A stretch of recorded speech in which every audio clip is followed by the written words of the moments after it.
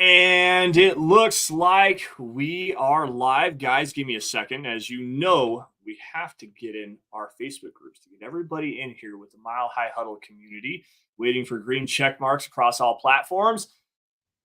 Mile High, hello, everybody in Broncos country. Welcome into another episode of the Dove Valley Deep Divers podcast. I am your host, Lance Sanderson, and joining me as per usual is my good friend and colleague. He is Mile High Huddle senior NFL draft analyst, the one and only Erick Trickel. And the farther we get away from the draft, the easier it is to kind of just sit down and have a football discussion and break down everything about this team. Like we do so much work with everything with the draft and breaking down all the prospects and whatnot. But now that we have a chance to sit down, take a breath, kind of take a step back, it makes it a hell of a lot easier to just have some fun and talk some Broncos football. Dude, Erick, how are you doing this evening, man? I'm doing good. I mean, super excited. It's nice that, we're a little bit farther away from the draft. We have the official list of the undrafted free agents, which we can talk about a little bit tonight as we go through and rank the positions. We got some news to talk about. Just a lot's going on and minicamp is ramping up. So it's really, that point of, changing what is it?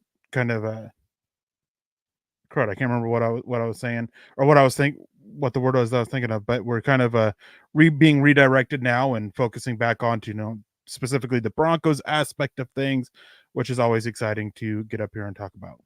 Yeah, man. It just to get away from the randomness that is the NFL draft. You really don't have a direction. You got to kind of figure out your own way. But right now, obviously, today was the opening of rookie minicamp. We have the news about Zach Wilson giving up number 10 to give to Bo Nix so that we could get jersey sales moving on. Obviously, rookie minicamp started up. The undrafted free agent list is up and available. And honestly, this is where it's fun to talk and break down Broncos football, but you got to be creative with your topics. And we got a good one for you guys this week. We're going to break down the position groups, every single one, starting with our weakest position group, going to the strongest position group, breaking down this roster as it currently stands. Obviously, this is probably going to be a conversation we can change as it gets closer to training camp and then throughout the rest of the process going into the 2024 NFL season. But to start breaking everything down, dude, the big news of the day is, quite honestly, the Broncos released wide receiver Phillip Dorsett and defensive lineman Rashard Lawrence. Dorsett,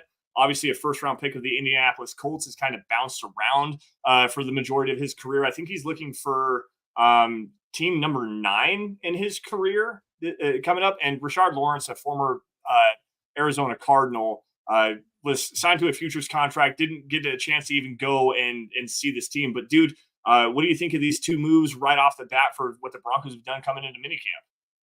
Yeah, I mean, they needed those extra spots, and just for some of the rookies, the undrafted rookies that they're coming in.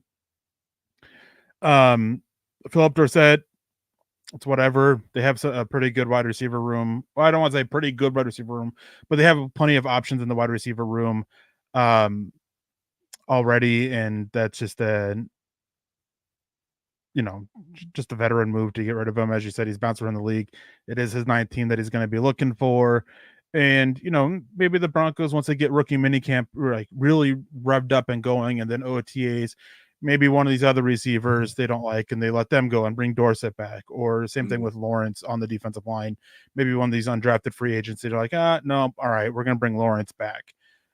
So it's just whatever. But I think the bigger news is Bo Nix signed his rookie contract about 30 minutes before we went live, give or take. So yeah, I mean, not much negotiating there. I mean, there is some structural stuff that you can do, but with the rookie wage scale, it's kind of all set down and figured out. So yeah, I mean, it's nice to finally have him under contract. That leaves the 2 rookies left in Jonah Ellis and Troy Franklin, I believe, that have yet to sign their rookie contracts. But we have DTR coming in with the $5 donation. Evening, Lance, Erick, Lance, and Broncos country. I'm calling my shot. Tight end is the lowest ranked on offense, and linebacker is the lowest ranked on defense. Hashtag Bo knows. Hashtag Knicks for 6. Well,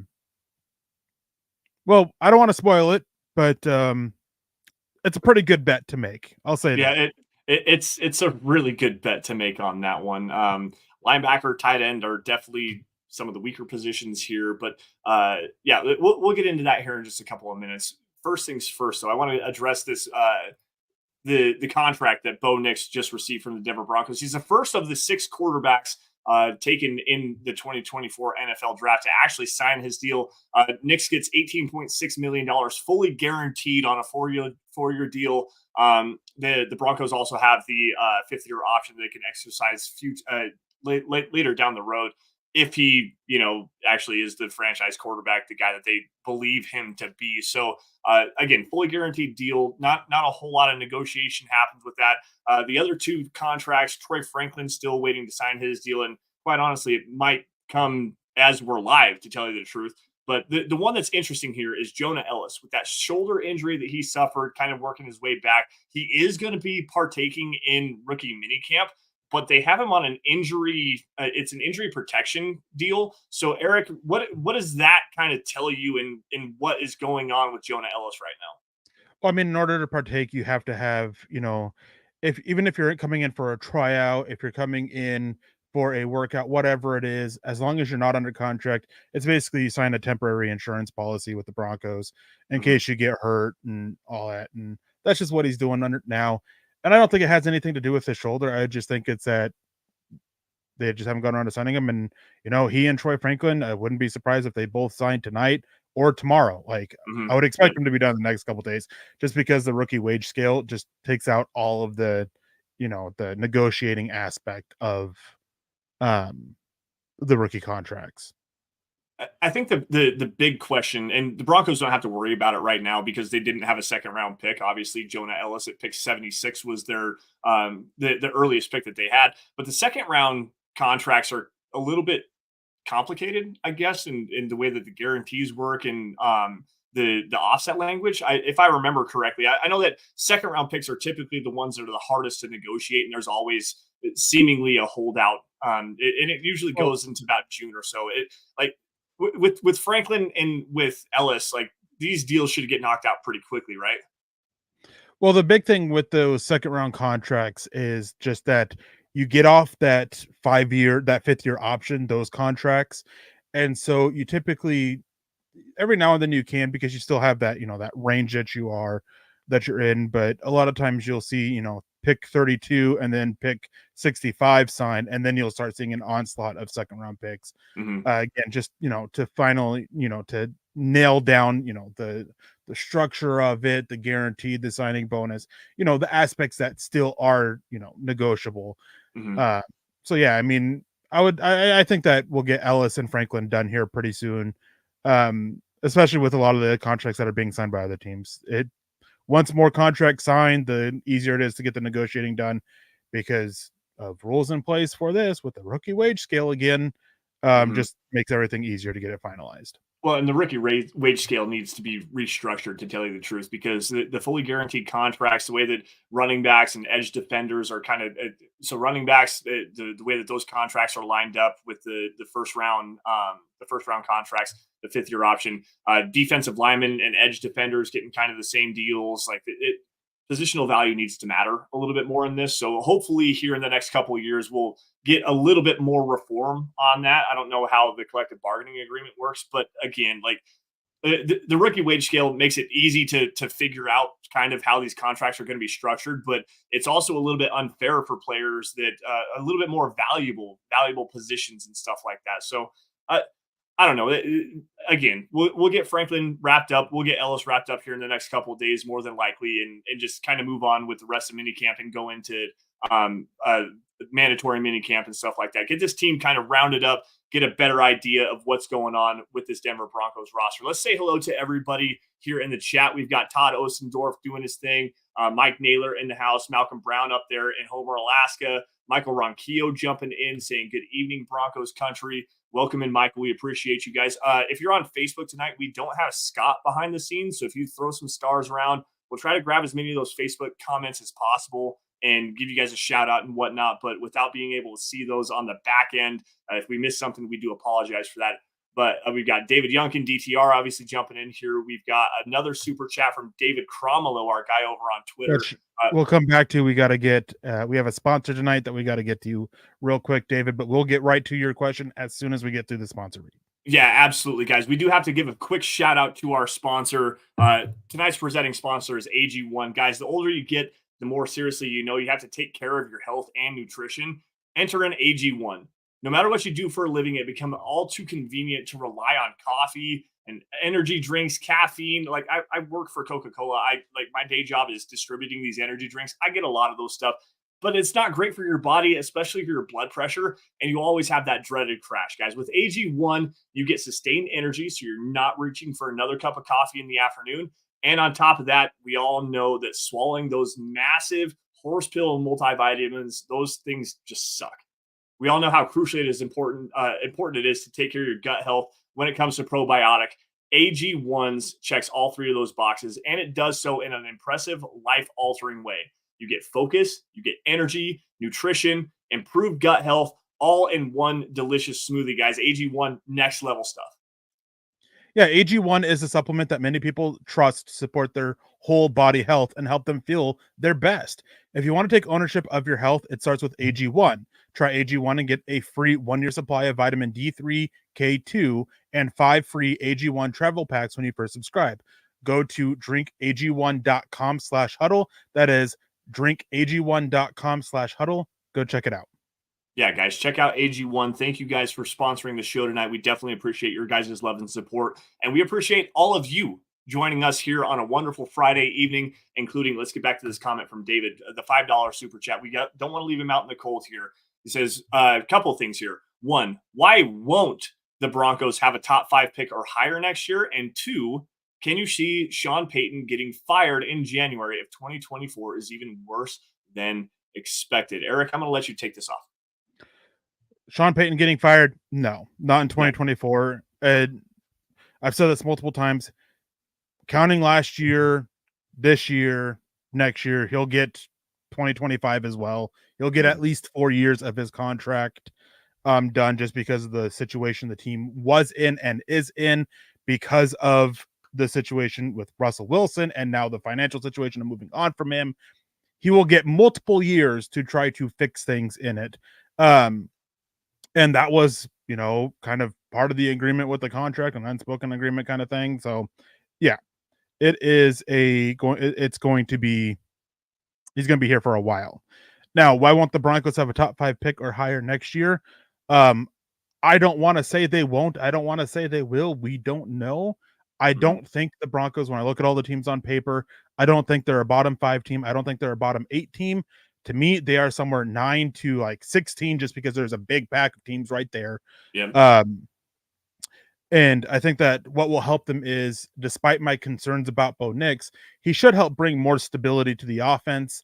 My question for them is the defense. They took a big step back this year, and they dramatically overachieved last year during that historic 5-game win streak that the Broncos had.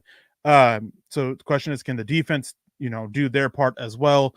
It's a good enough unit to where I think they can win, 7, 8, 9 games at least, and keep them out of being a top 5 pick team. Well, and a big part of this is going into the Bo Nix selection. Like, obviously, I think he's going to be the starter right away. Like, I think he's going to step in day one, be the starting quarterback. And yes, and we broke this down last week. We talked about it in the live draft. He has to be the starter. At 24 years old, 61 starts in his college career. He has to be the starter.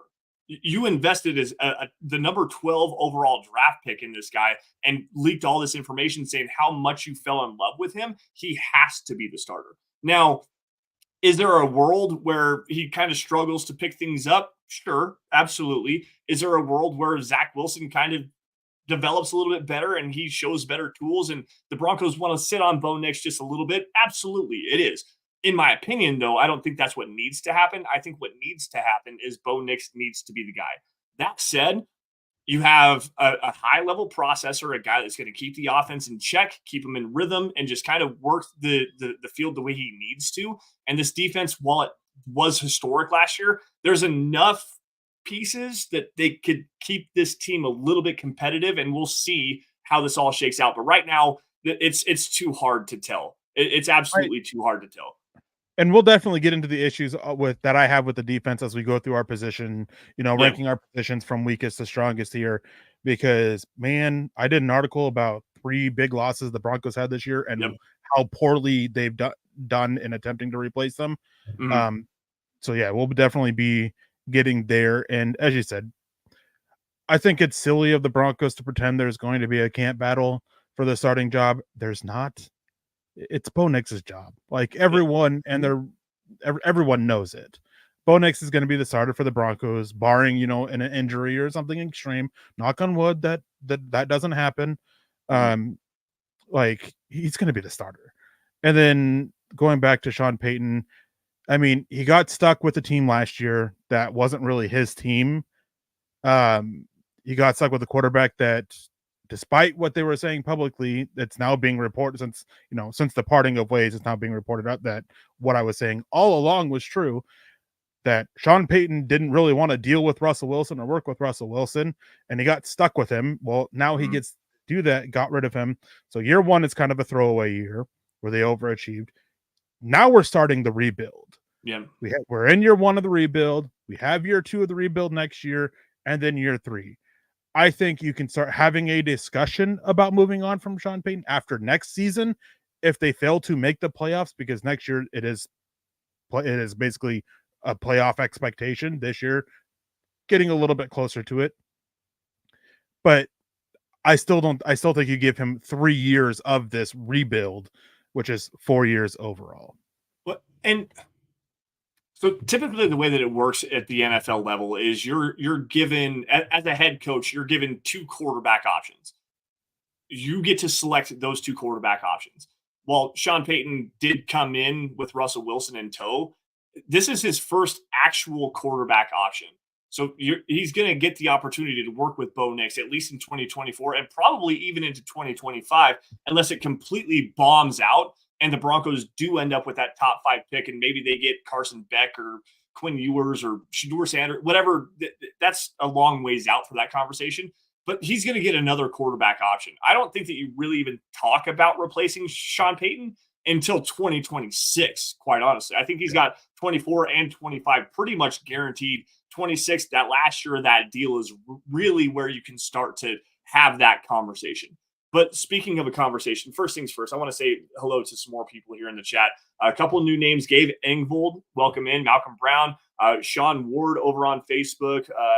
Let's see here. There's another one. Jerron Washington, Chase Weldner in here. Patrick Wiltsey. Hey, Patrick, aloha to you over there in Hawaii.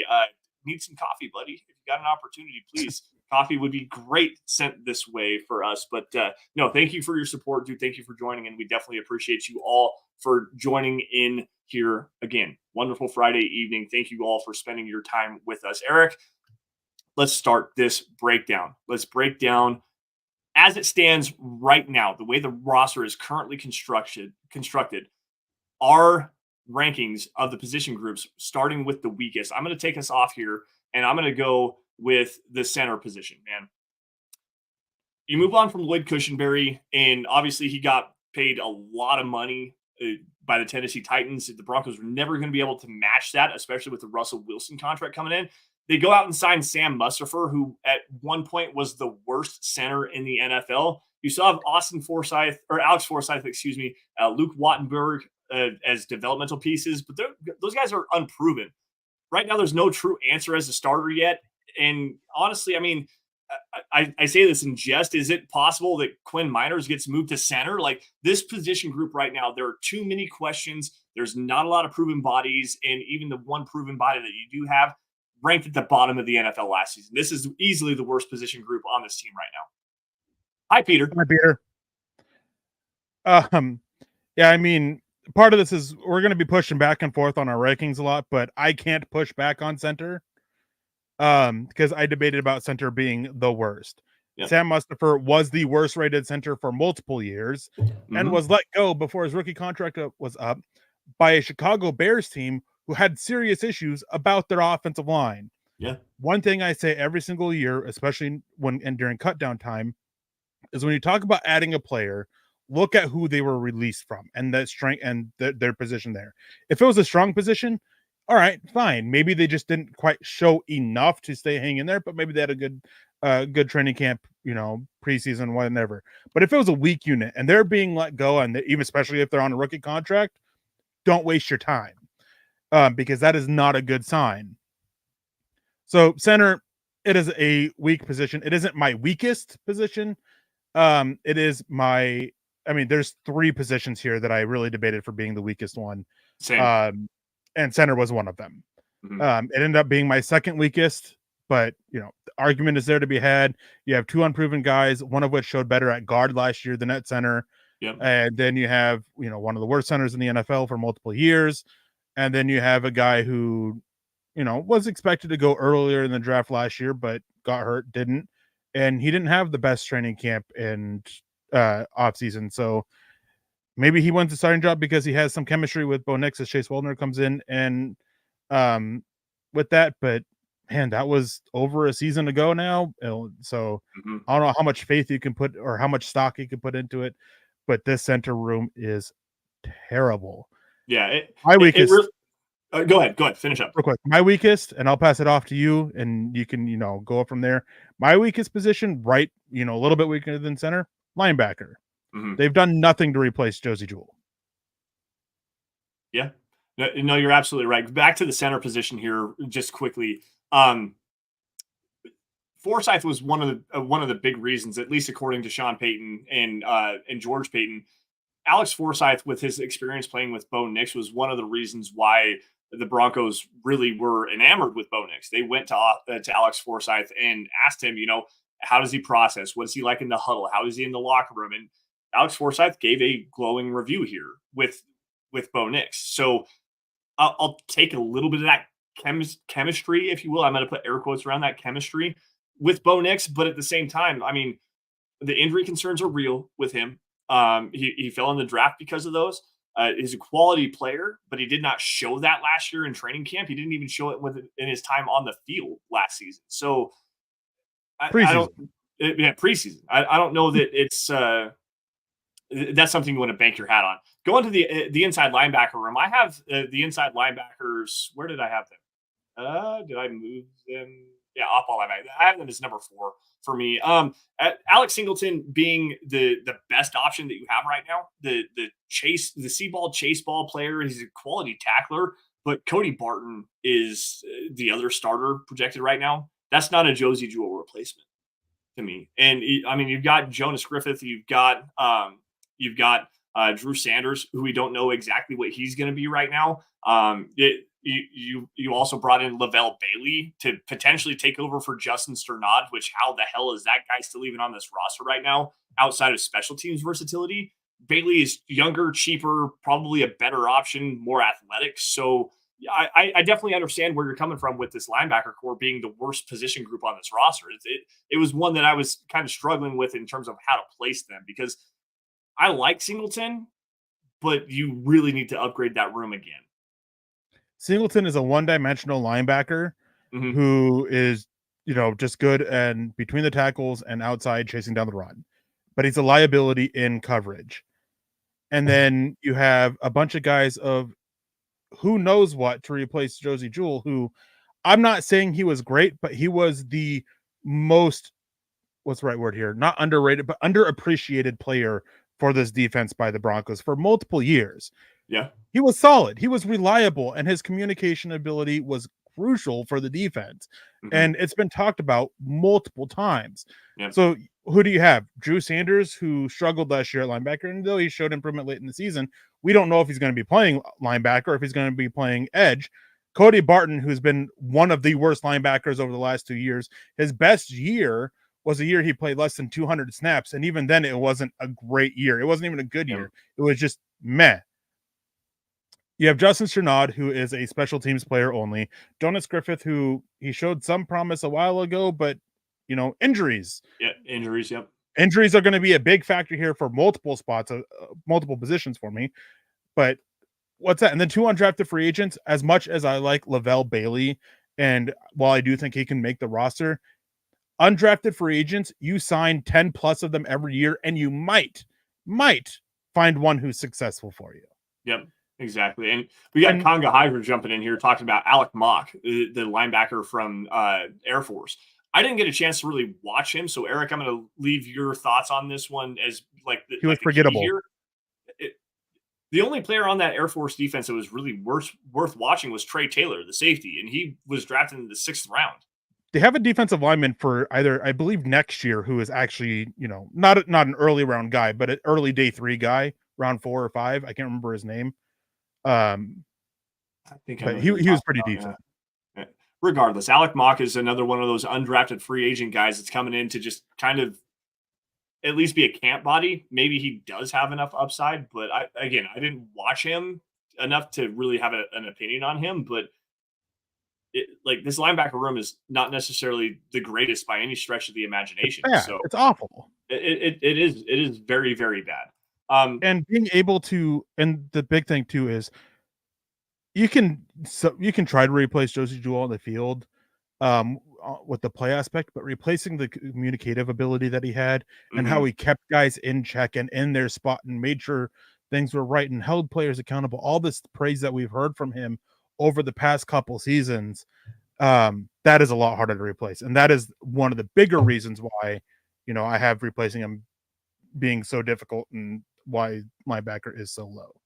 And that's a fair point, and especially combining that with the loss of Justin Simmons at the safety position, who was another one of those big time leaders for that defensive front. Getting everybody lined up in the secondary was a big thing, a big part of Josie Jewell and Justin Simmons, their leadership abilities for this team. So, yeah, I probably should move linebacker a little bit lower than where I have them right now, and that's a fair point. I think there's some upside. You're a lot higher on Singleton than I am. And that's probably that's a big probably thing. that's probably what it is. Being a top 5 tackler in the NFL consistently, even without the special teams tackles that he brings, that's a valuable piece to have. I wish he was better in coverage, which is definitely the biggest downfall to his game. But in terms of being a guy that flies around with his hair on fire and going and making plays out in open space, he does a fairly decent job of that. Needs to be better in terms of his tackling form, but he at least goes out and makes those plays for your defense. Just got to make sure he's not thinking. Yeah, that's a very fair point. That's it. And I think that we can see a better year from him with improvement on the interior defensive lineman. And one thing too is, I mentioned this, I had center as my second lowest position. We don't need to hash that back into, but my ultimate deciding factor as to why I had linebacker lower, it is easier to cover bad center play than it is to cover bad linebacker play. That's fair. That's a fair point. All right, so let's go to position number 2 in terms of the weakest. Say what? Go ahead. For you, mine was center, and we don't need to go back to that.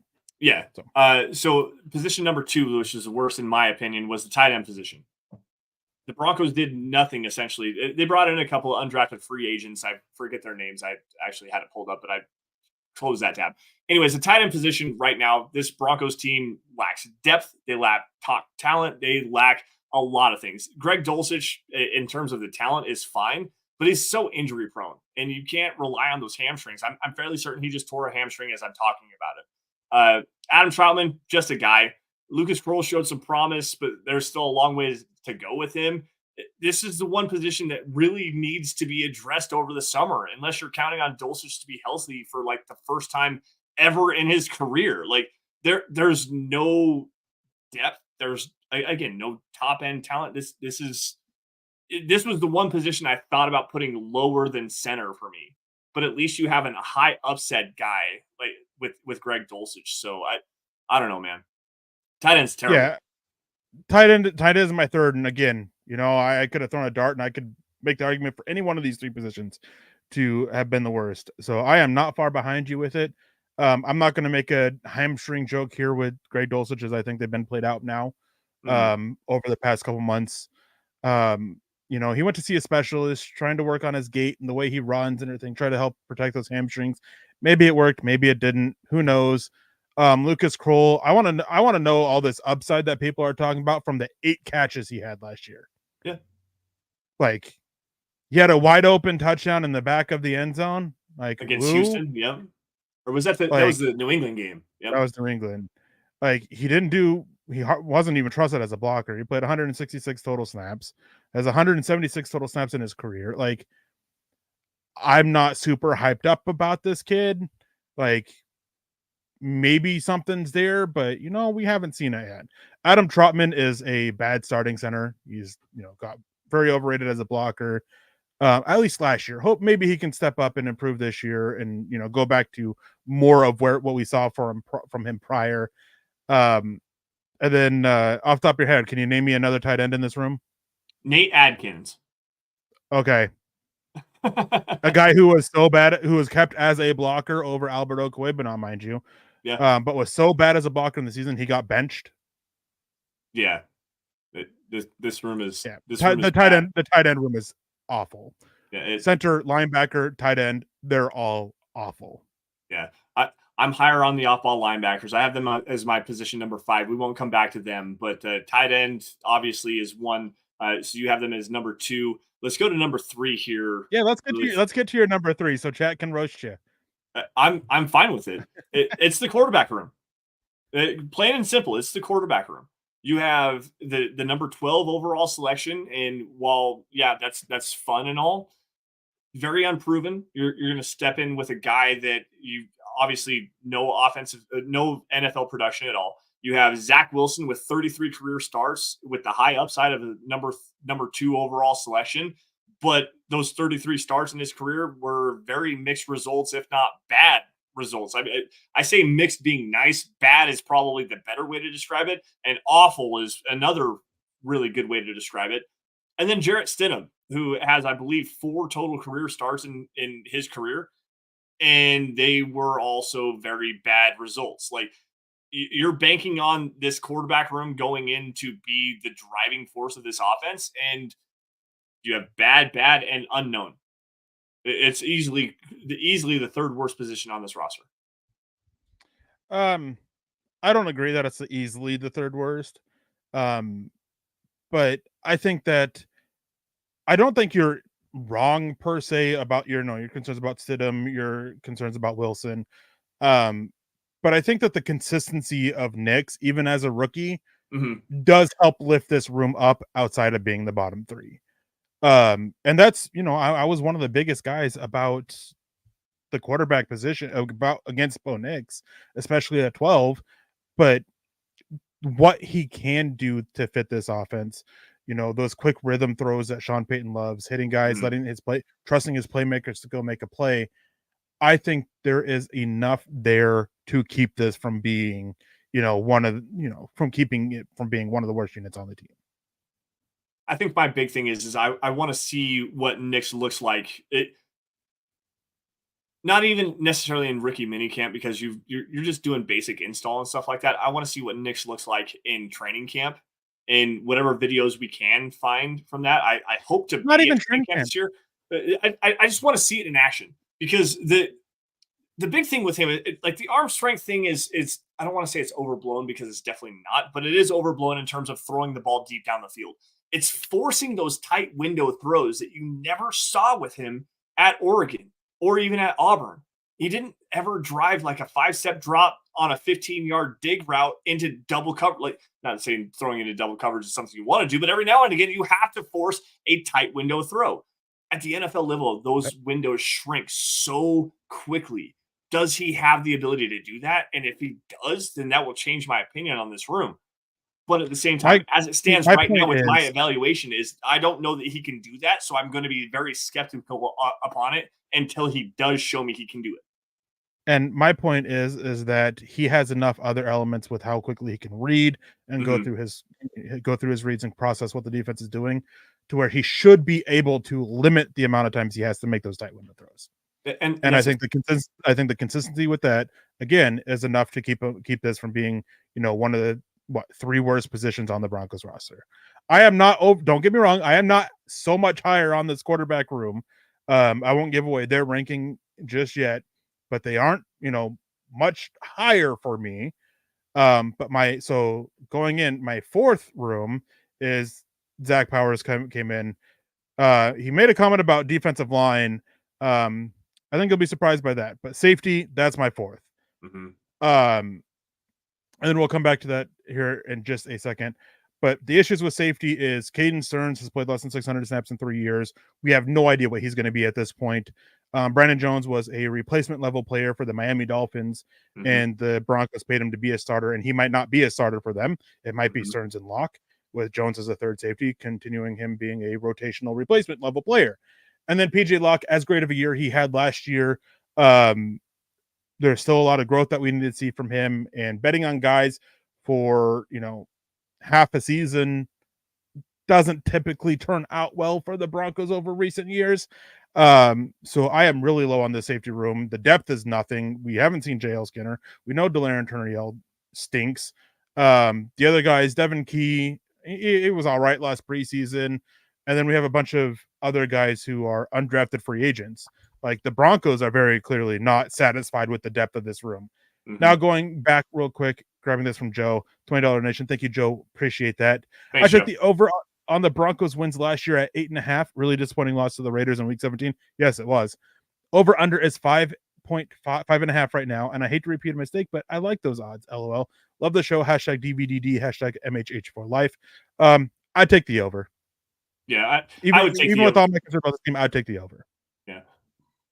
There's a lot of holes. I think this team is going to be a lot better coached this next year. You're going to find a lot of solidified roles within this roster. And the way that we're breaking this down right now, it sounds like we're just crapping all over the roster right now. No, we're pointing out the holes and talking about the weaknesses that they do currently have. Some of these strengths that this team has, especially along the offensive line, which we're going to get to here soon. Obviously, center was a big one, but we both are a lot higher on this offensive line than most people are. Offensively, I think this team is going to be a lot better. Even with me talking poorly about Knicks just now, there's a lot of talent here. And 5.5 wins seems a little bit low, especially given the coaching staff that this team currently has right now. I want to go back to your comments about the safety room, because that was my number 4 position. Again, despite adding Brandon Jones, replacement level player, this whole position is a question mark. PJ Locke played well last year in his time after, especially after Kareem Jackson, the violent hit that he put on the tight end from Green Bay in week 7 when we were in Denver for the Mile High Huddle meet and greet. PJ Locke played well down the stretch of the season. Stearns, the injury concerns are huge. JL Skinner, you never saw him. Do they move Riley Moss to play and help with that center position or the safety position? I don't know. There's too many questions here. What do you think of Riley Moss at safety? I want your opinion on this. I think that's where his best position in the NFL is at. But I think that they'll let him compete for that second cornerback job and could probably keep him there in the kind of the similar role that he had last year.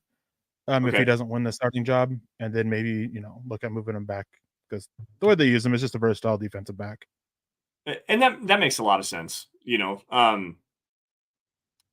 The athleticism is big with him. He's fluid. He's got enough athleticism to play with range on the back end. He's not like a single high guy, but if you want to play split safety looks, you can definitely work with him in terms of depth at the safety position. And he also has the ability to slide down in the nickel. So if you want to play him as a nickel cornerback, you can do that as well. Let's see here. Where are we at? We're at 38 minutes, so we gotta kind of move here really quick. Off-ball linebacker was my position number 5 in terms of the weakest position. I kind of talked about that a little bit. Eric also did as well. Position number 6 for me. Well, my position number 5, which we didn't get to, is quarterback. So not bottom 3 for me, but bottom 5. And the biggest reason here is similar to what you said.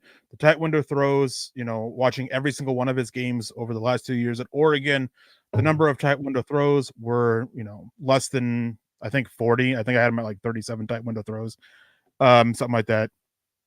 So that is definitely a concern. The experience, the transition, the changing of offensive style, because, while there are similarities there, Oregon's offense prides itself on getting instant separation and, just getting the ball out quickly to the playmakers and letting them go. I don't have a whole lot of faith in Zach Wilson suddenly turning it around. Jarrett Stidham, I didn't like the signing, and I still don't, and I don't expect him to make the 53-man roster at this point. So it's not the worst unit. It's not the third worst unit, but to me, it's the fifth worst unit. And I will say, all of our bottom fives, even though they weren't in the same spot, all of our bottom fives were the same five teams, Yep. same five positions. Yep. Yeah, I can give a quick recap of it. We have center for me, tight end, quarterback, safety, off-ball linebacker. For Erick, it was off-ball linebacker, center, tight end, safety, quarterback. They were literally every single one of them was the same position group, just in a different order. Let's go to number 6 here. Wide receiver for me. And this is probably going to piss off a lot of Broncos country, but I don't really care because this room is dramatically overrated. And it has been for a couple of years, even by myself. Like, Cortland Sutton's a fine player, but right now he's the only proven player on this roster with reliability.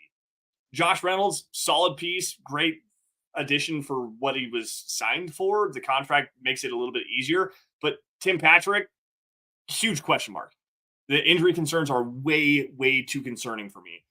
You have Marvin Mims and Troy Franklin, a little bit redundant in what they bring, but they can offer some mismatch versatility with positional alignment, speed, stuff like that. You also have Brandon Johnson, Jalen Virgil as solid developmental pieces. But what are those guys? This room really doesn't have a defined role in anything other than Cortland Sutton being your X receiver as a downfield contested catch player. And that doesn't necessarily have a whole lot of value in this offense, especially with Bo Nix. Except you're forgetting that Cortland Sutton's best route is a quick slant. That is his most effective route. Okay, if he can catch the football. I'm going to throw. Oh, come on! Let's not go there with his hands. You know how blown out that argument is with him. It is, but at the same time, there are still some inconsistencies there when he catches the ball in traffic. Like moving jump ball stuff is fine with him, but going across the middle of the field, there are too many times where balls that are off target he doesn't secure them. I have an issue with that. No, most of his drops came last year weren't in those kinds of situations. Not saying he didn't have any, but they weren't. The last couple of years, anyways. Last year, no, for sure. But a couple of years ago, yeah, absolutely they were. The first a couple of years ago when he had one drop on the season? No, he had it multiple different times where he should have caught footballs coming across the middle of the field, and he didn't. A couple of years ago, 2021 season, he had one drop. Then we're qualifying drops is completely different, or whatever site you're talking about. There were multiple times where I had issues with it, but from every statistical place, one drop. Yeah, so you are a lot less. I don't want to say lenient, but yeah. Anyways, wide receiver for me is a lot higher for me. I don't agree with almost anything you said about the wide receiver room. And we'll get to that when we get to my wide receiver grades, about where I disagree with you specifically on. For me, number 6 is tackle. Garrett Bowles, he's solid, but he's not the most reliable guy. Mike McGlinchey is unreliable. Maybe he steps up this year, but I doubt it.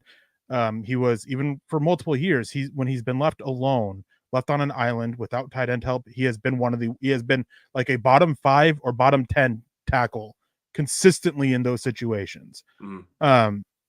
So I don't have faith there. And then the depth, Alex Palczewski, yeah, he had a nice showing last preseason against 4th string guys who didn't even make the roster. So like, I don't want to overhype him. Quinn Bailey, he's whatever. He's fine as a 6th lineman, but that's that. DeMontre Jacobs, probably people forgot that he was even on the roster. And Frank Crum, man, like, he is a guy that maybe you can develop him in 2 or 3 years. But I'm not expecting him to make the roster this year. I'm with you on that. With Crum specifically, I think that he's a developmental piece. Highly athletic, and as Mike Naylor comes in here, 6'8", 315, 320 pounds, good tools for sure. But again, we talked about it on the live show. We talked about it last weekend. Lacks bend and lacks the change of direction ability that you need to have to counter players crossing your face in pass protection. So the tools are nice, but at the same time, there's a lot of questions there. I have edge a couple places higher than you, but I'm also banking on the fact you have McGlinchey and Bowles in terms of quality starters, and I'm going to say quality with air quotations here on McGlinchey, but quality starters in McGlinchey and quality starter in Bowles. So I'll at least if you're doing air quotes with McGlinchey, then he's not a quality starter. But quality starter in terms of run protection, like run blocking, pass protection is the big issue here. And I think that if you get a quarterback that gets the ball out of his hands a lot faster, again, going to Bo next year as compared to Russell Wilson, I think McGlinchey's at least quality enough as a pass protector to make it work. Yeah. Anyways, moving on, since we do got to get through all these other positions here. We're on number 7, right? Yes, I believe so. Yes. So for me, number 7, Patrick Surtain and Jaquan McMillan did enough carrying of this room to get them here, but cornerback is my 7th weakest, right? So what, 5th strongest? So we're in the top 5 now. Yeah, I mean Patrick Surtain, he did a lot of heavy lifting for this room. But even then, the team had to play a lot of zone last year, and he struggled in zone coverage. Jaquan McMillan, he's fine. But same thing as I said with PJ Locke, like there's a lot of areas where McMillan can improve on, and we got to see that this year. And betting on guys with a little bit more than half a season starts here with McMillan, we got to see more from him. I'm not using it against him, but the rest of the room, who's cornerback 2? You have a 4-man competition here with Damari Mathis, Levi Wallace, Riley Moss, and Chris Abrams-Drain. Like, this was a big issue I had with last season. You were struggling, and you kept trotting out Fabian Moreau to end the season. Throw out Riley Moss so you can at least get some idea if he can be this boundary corner. Mathis might not make the roster. Art Green, he's a developmental guy. Who knows where he's at? Reese Taylor, he's whatever. And then Tremont Smith, he's there for special teams only. Like, you got a high quality starter. You got a quality starter in McMillan that you still need to see more from. And then what do you have?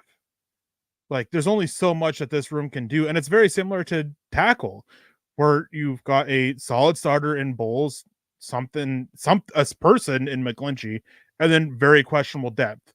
I think just, Patrick Surtain, how good he is, just carries it a little bit higher than tackle. Coming into this operation and listening to you talk about it, it makes a lot more sense the way that you explained it. I had cornerback as my best position group on this roster. I'm going to spoil it now. Probably going to change that as we move this conversation forward. But for me, the position number 7 or the 5th best is the edge room. There's a lot of redundancy in this room, guys. Like there's a lot of talent, but the injury concerns with Baron Browning and him needing to stay healthy to see where his development is, and everyone's banking on him being this high quality edge defender. That's a big question for me. Nick Benito is a massive question mark against the run. He's also inconsistent as a pass rusher. You've got Jonah Ellis that is coming in that has a shoulder injury. He's also needs to be better against the run. Like those are probably your top 3 guys. You have Jonathan Cooper, who's solid but mostly unspectacular, just kind of a guy that's out there. That you've got Thomas Incoom and Perkins. Like those guys, they offer practice squad upside as depth pieces, but this room it's not very good in my opinion. Like you need to be better in terms of creating consistent pass pressure, and you need to be better at setting an edge in the running game. And you don't really have a guy that's going to stand out right now in terms of those edge guys that are, even with the development that's needed for all of them, I don't project them as any of them being as quality run defenders on this team at all. Yeah, real quick, Gary Palmer coming in with the $9.99 donation. Thank you, Gary. We appreciate that. Saying thanks, Lance and Eric. I always enjoyed the banter and learned something. Go Broncos. Thank you, Gary, again for joining us. Thank you for your donation. We appreciate that. Yeah, edge for me just barely beat out cornerback. So actually looking at it, edge is, corner. I was off by 1. Sorry, cornerback was number 6 in terms of strongest, number 7th in terms of weakest. Edge is right ahead of them, and it's just because if Baron Browning can be a wrecking ball when he's on the field, and injuries are a concern here. Jonathan Cooper is somewhat reliable. Nick Benito is a reliable pass rusher. And then Jonah Ellis, despite my concerns, there's something there. I'm with you. There are a lot of concerns about run defense. But it's a passing league. You got to be able to get after the quarterback. And the question is, can this group of 4 specifically, can they start winning their one-on-one matchups more consistently? Well, outside of Baron Browning. Baron Browning is, can he stay on the field more consistently to do so? Because he can win his one-on-ones, to where they can generate pressure with only 4-man rushes, to where they don't have to play a lot of zone and coverage, to where they can play more man and don't have to blitz a whole lot, or blitz even more than they're wanting to. So it's right there. I mean, if I could easily flip 6 or 7 and 8 cornerback and edge and be fine with it, it's just so yeah, I just think that there's a little bit more depth here at edge than you have at corner personally. The depth is nice, I'll agree with you on that. There's a lot of quality players with high upside. You just got to define those roles a little bit better, and you have to refine that technique. Like with Benito, he had 7.5 sacks last season, but I think 4.5, if not 5 of those sacks or 6 of those sacks came unblocked. He was not touched coming off of the edge, including the Justin Fields strip sack return for a fumble, the 2 sacks that he had against the Washington Commanders in week 2. Like there was another one, I believe, against the New England Patriots that he had that was completely untouched. Like Benito has the ability. He's, again, you made up the great point here. He has to win those one-on-one competitions and be more consistent in his ability to get after the passer. And Jonah Ellis, while I like the inside spin move, man, oh man, he needs to develop a lot. I'm gonna change the order. Go ahead. Grab the comment real quick from Michael Ronquillo saying, thoughts on Chris Abrams' drain wearing Justin Simmons number 31. Don't care. I don't care. It's whatever. I'm not jersey numbers. Like there are times where jersey numbers can look ugly on certain positions. Seeing a running back where number 40 is an immediate cuttable offense for me. Yep. But no, for the most part, I don't care. Shelby Harris, I mean, I find it absolutely shameful that Justin Simmons had to actually come out and say that it's okay for Chris Abrams' drain, because a lot of people threw a fit about it. Like, that is so ridiculous and silly to me. And I 100% blame Shelby Harris for it, because of the fit he threw after he was traded to Seattle about a player taking his number. Like, it's ridiculous. It's silly. It's not something that's, really worth anything. So for us now, did you give your number 8? I did not, but I changed the order of mine. I'm gonna go to the cornerback room. I had them as number 1, and a big part of that is because Jaquan McMillan is massively underrated as a slot cornerback, and I think that he needs better recognition. But again, your concerns about quarterback 2 opposite of Pat Surtain. There was a comment about Chris Abrams' drain, not only the jersey number thing, but just what do we think about him? I think he's a good fit for the defense. Like he's versatile. He's a good tackler. He fits everything that Vance Joseph likes, but you still got to understand, rookie developing into an NFL role. That's a big question mark. Riley Moss, we don't know what he is. Damari Mathis dropped off dramatically as a sophomore last season. Levi Wallace, who they brought in as another competition piece, it was just more of an okay rotational player at the cornerback position. So there's a lot there. So I'm going to move the cornerbacks down. I have tackle, I believe. So we're at number 9 now. Let's see. Number 9. I have tackles as my number 9 spot. And you already kind of talked about that. Real quick, Sean, repost your question here, because I saw it earlier and I wanted to grab it, and then we got sidetracked talking about the conversation. Repost your question for me. I went back to go grab it and I couldn't find it. So Sean, yeah, definitely repost that. Now for number 9 for me, wide receiver. I think you are underselling Courtland Sutton's importance. And yeah, his role in Sean Payton's offense is questionable, can be questionable.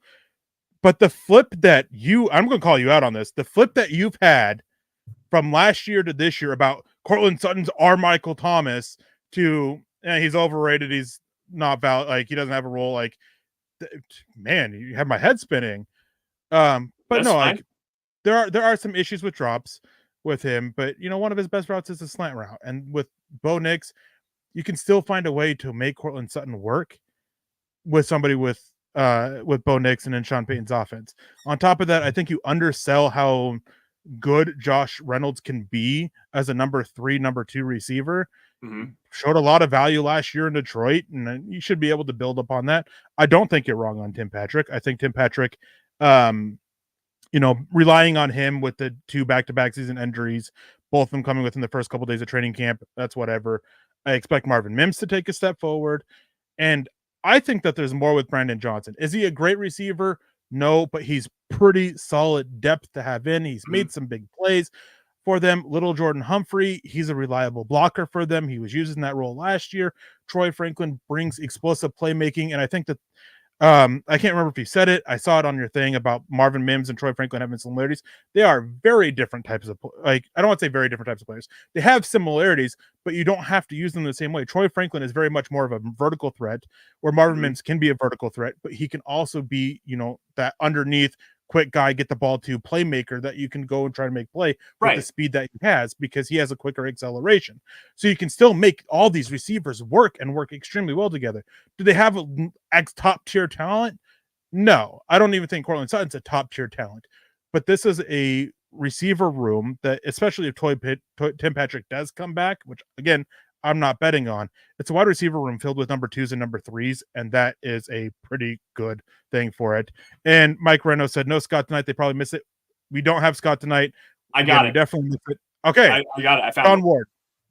Good evening, guys. I'm wondering about the defensive tackle, Alex Gubner from Montana Grizzlies. They brought him in minicamp. Guy's a big run stopper and gets to the quarterback. Do we know much about the guy? Hashtag Bo for sure. Hashtag Broncos country. Hashtag South Texas love. I don't know anything about him. If he wasn't signed, so he's got to be a minicamp tryout. I don't know much about him. I don't know much about him. We'll see if he gets signed, if he shows enough to get signed.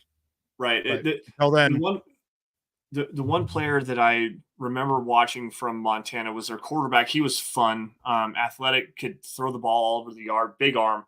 And then they had a wide receiver punt returner who I thought had a really good chance of being potentially drafted if he was. Did he even come in the draft? I don't remember. Junior something. I'll look that up. This is a good question. As far as Alex Gubner, I don't know. And this being a Montana guy, I do like watching the Grizzlies as much as I possibly can, but didn't get a chance to do that much this year. I almost went and worked for them in the football department. Nice, good for you. That would have been really cool. That would have been really freaking cool, to tell you the truth. But no, and Sean, sorry for missing this comment earlier. We do want to say hello to you because I believe this is the first time that we're seeing you in our chat. So thank you for joining us, and we'll do some more research and we'll get back to you on this kid Alex Gubner because intriguing. We do got to hurry up through it. I'm gonna just go through my last 3 real quick. Since I have Zach Powers anxiously waiting, it seems like, about the defensive tackle room. Yeah. My 3rd strongest room is guard. I mean, Ben Powers wasn't great, but number 2. You were number 2 for me. And he was solid. I think his issues in pass protection based off of 2 games was vastly overblown, because outside of those 2 games, he was reliable. Yep. Excellent run blocker, did a lot for the thing. And then Quinn Miners, he's great. And then, I think I have Quinn Bailey here as a guard more so. And I think he's decent depth. Calvin Throckmorton is decent depth. So they ended up number 3. Number 2 is interior defensive line. Had you asked me prior to day 3 of the NFL draft, this would have been one of my weakest. But I think with adding John Franklin Myers takes this room up to a whole nother level, because he is a high quality starter. Zach Allen is a high quality starter, but also you're moving DJ Jones and Malcolm Roach into a rotational role as nose tackles, which they are much better fit for. DJ Jones had a terrible year, but he was also misused. You have your 5 of 6 interior defensive linemen now set. John Franklin Myers, Zach Allen, DJ Jones, Malcolm Roach, and then most likely Matt Henningsen. Yep. Well, and Matt Henningsen is a solid rotational piece that can do some stuff there. So I do really like this interior defensive line room now. But yeah, I mean, it's a thing of you have 2 high quality players. Can I interject just a little bit here? this room also could potentially get boosted. And Eric, you come at me a couple different times for this take. Ayomo Wazirike still exists. And if he does end up coming back, there's upside there as an interior rotational player. You also have Jordan Jackson and Elijah Garcia as well. Elijah Garcia was phenomenal in training camp last season. He wasn't great throughout the regular season, but there's a developmental piece there. This interior defensive lineman unit is really, really bolstered right now. And I think that with Malcolm Roach and the added ability to stop the run at the nose tackle position, this interior defensive line is, again, for me, it's number 3 in terms of the best position group. I agree with everything you said. You could argue this might be the best position group on this roster right now. And that's saying something. I don't considering think so. where it was. The best is all right. Let me spoil Erick's It's most list improved. It's most improved. Yes. Let me spoil Erick's list here because he was running through his top 3. Our top 1 is the same. The running back position. This running back room has versatility. It has physicality. It has everything that you possibly want. A lot of it depends on, for me, how Javonte Williams looks 2 years after that ACL injury. Obviously, last year of his rookie deal. But you add Audric Estime, who is one of the most physical running backs I've ever scouted. This kid falls forward with everything. He's got great feet. He's got great vision. He's a good pass protector as well. Not quite the greatest receiver, but you don't need that. Javonte offers that. You've got Samaje Perine. Again, physical, good vision, offers great pass protection. He offers you that 3-down versatility as a receiver out of the backfield. He's probably the best pass protecting back on this roster right now, and that's even on top of Audric Estime. And then you got lightning bugs and Jaleel McLaughlin and Blake Watson, who give you that jitterbug ability in open space. Like they're good receivers out of the backfield. This room has everything that you want right now. It's going to be very interesting to see how this room shakes out. There's a lot of talent. There's a lot of potential. And if Javonte Williams is healthy, you don't have to burn even more miles off of Audric Estime in his rookie season. You move on from Javonte after this year, insert Audric Estime, and you have practically the same freaking player. This running back room is awesome. It could get a lot worse if they move on to Samaje Perine. It really could. Possible. Yep. But Zach Powers here, the room feels smallish for stopping the run, talking about the interior defensive line.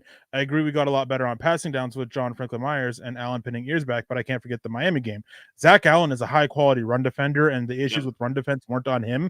The issues on run defense were specifically Mike Purcell and Jonathan Harris. They were 2 of the worst run defenders last year and were consistently on the ground, which, to answer Chase Wellner's question here, no value bringing Purcell back to play the nose if DJ isn't good there.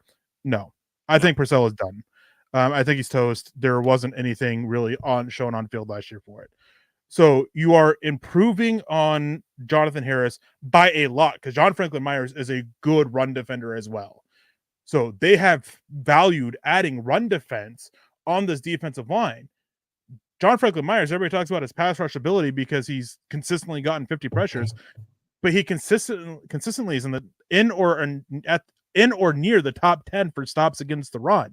I think it was number 4 last He has year. one of the lowest, as in one of the best, in yards allowed before a tackle, the average depth of tackle for interior defensive linemen. He's really good there. And DJ Jones, again, playing his more natural position where, no, he isn't this 330-pound typical nose tackle that you have, but that's not a thing that Vance Joseph uses. He can do what he does best to shoot the gaps and create issues inside and create lanes for these running backs. Linebackers, this is where you can help them out by doing things and creating pressure on the interior offensive line. Yep. And I think that will also help against the run, which is something that when you mentioned the Miami game, that wasn't happening. The interior defensive line was failing up front and the linebackers weren't able to fill in and they were getting washed out. This interior defensive line now can hold their own, eat up space, eat up blocks, and allow the linebackers to go make plays. If I remember correctly, that Miami game was also the Broncos defense missing Josie Jewell and Justin Simmons. If I remember correctly. So the 2 guys, a lot of people were lining up out of position in the secondary and up front because Josie Jewell and Justin Simmons were there to correct them. Yeah. There was a lot wrong with that.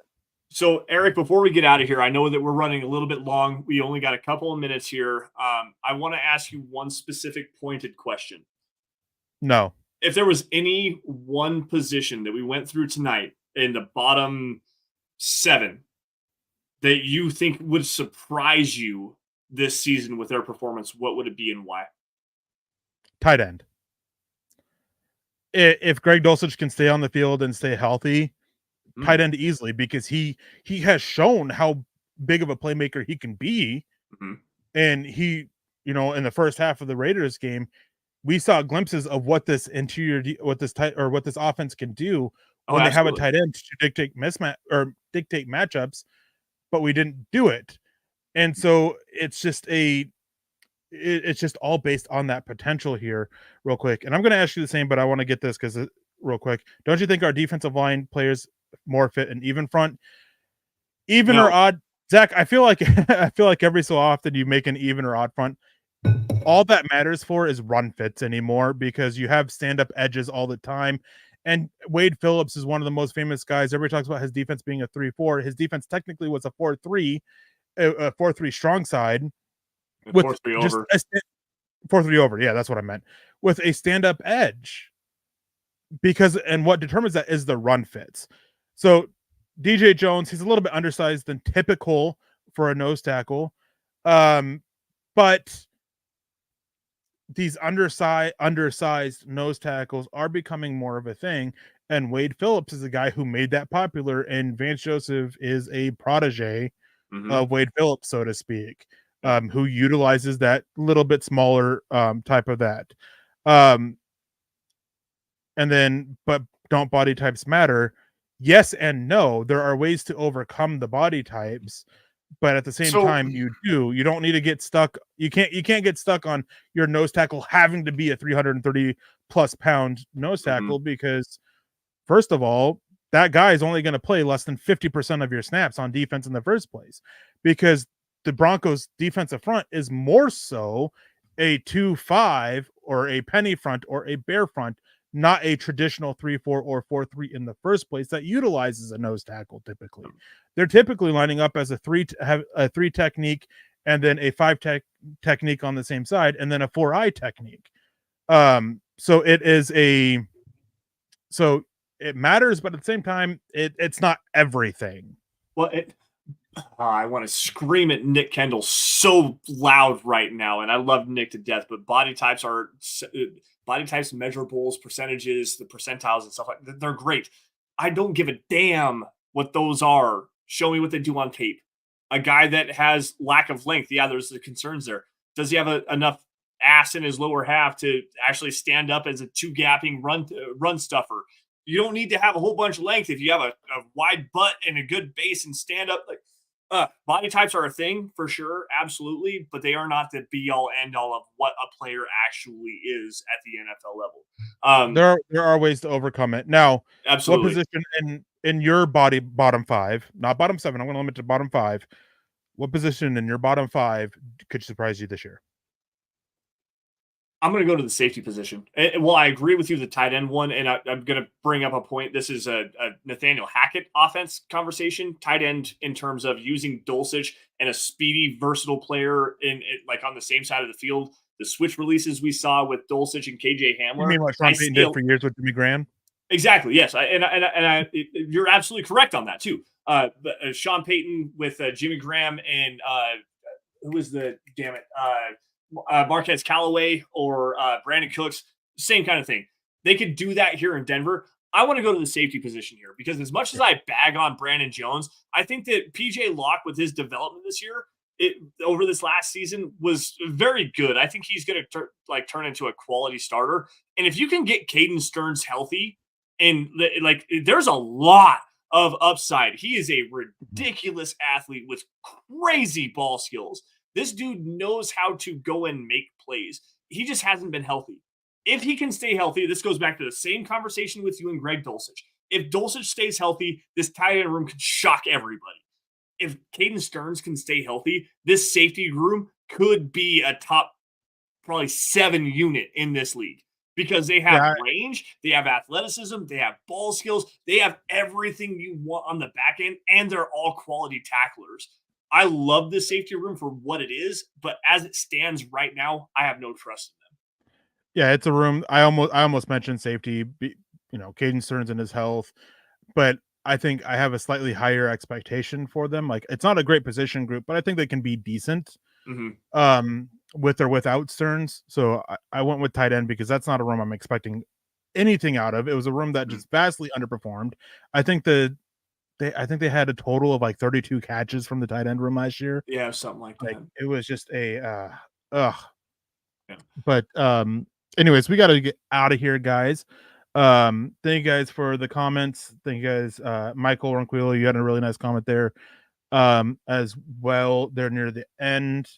There it is. Lance and Eric are one of the best duo scouts in the NFL draft. Thank you, Michael, for that. We definitely appreciate that, dude. And thank you. And Zach Powers is, I mean, it's easy to do that. And there are definitely guys. And you mentioned one of them, Brandon Dorless. He has a 4-3 end, but it's not because of the way he looks. It's not because of his body type. It's because of the way he plays. Yep. That's what I always look at is, I mean, you're not going to look at a 330 plus pound guy, 6'3", 6'4", and say, oh yeah, this guy can be a 5-tech consistently. No, that's a nose tackle. So that's where body types do matter. But guys who are, 6'4", 300 pounds, 310 pounds, 315, like DJ Jones, those are guys that can play the nose tackle because there are ways to overcome, a lack of size or being too tall or not having long enough arms, all that. There are tricks and stuff like that for that. But thank you guys for tuning in. Thank you guys for your comments. Make sure you guys leave a like, and I'll pass off the rest of the outro stuff to this dude over here. All righty, guys. Thank you all for joining us here on the Dove Valley Deep Divers podcast. We definitely appreciate all of your guys' love and support on a Friday. 200 people in here this evening. That's a great way to show some love. Zach Powers, Michael Ronquillo, let's see, Mike Naylor. We have Ray Osborne in the house. A handful of people. Sean Ward, thank you for joining us. Everybody who joined in, whether it was via super chat, just throwing a comment out there on Facebook, does not matter. We definitely appreciate all of your guys' love and support. Follow us on Twitter, guys. Keep the conversation going by following us. You can follow me at Lance_MHH, for Eric at Erick Trickel. Also, guys, while you're at it, make sure you guys are following at Mile High Huddle. That is the mother account where you guys get breaking news and analysis regarding your Denver Broncos. I'm going to start film breakdowns here in the next couple of weeks. We've got opinion articles, any kind of analysis, breaking news, no matter what. If it's Denver Broncos related, you're going to find it at Mile High Huddle. Facebook supporters, please go facebook.com/Mile High Huddle pod. Keep that conversation going. And as Eric said, guys, the 3 things at the bottom of the screen: subscribe to Mile High Huddle across all platforms: YouTube, Facebook, Twitter, Twitch, Apple Podcasts, Spotify, anywhere you guys get your content. Subscribe to the Mile High Huddle, please. It helps us out more than you know.